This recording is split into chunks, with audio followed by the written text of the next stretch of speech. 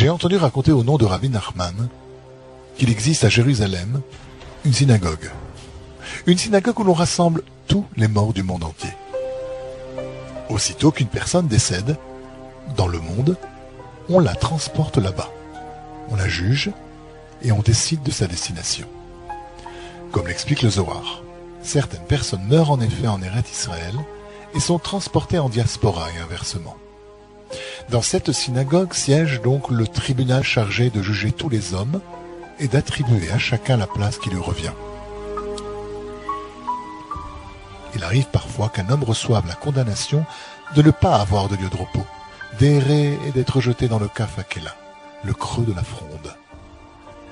Par ailleurs, lorsque l'on amène le mort dans cette synagogue, il porte un vêtement.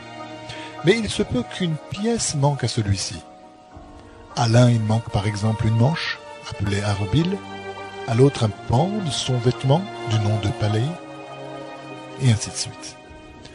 Comme on le sait, après sa mort, l'homme mérite en effet de porter un habit en fonction de ses actions dans ce monde. Alors on le juge et on lui attribue sa place d'après le vêtement qu'il porte en arrivant dans cette synagogue. On y apporta une fois un mort complètement nu, sans le moindre vêtement, que Dieu préserve.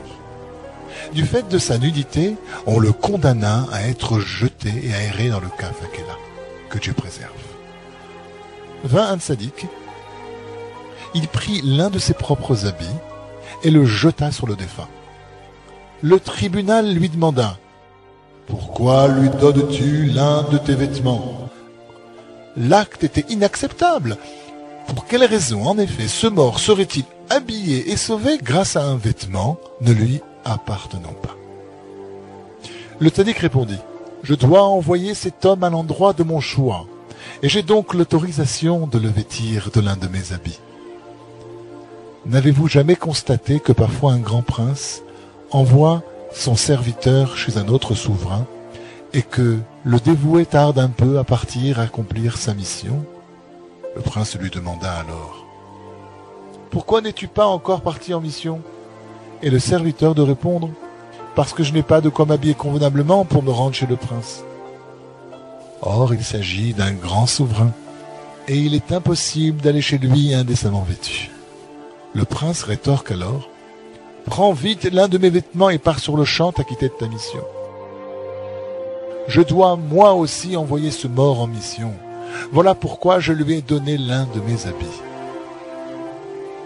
Le tzaddik sauva ainsi le mort du terrible châtiment du Kaf Hakela.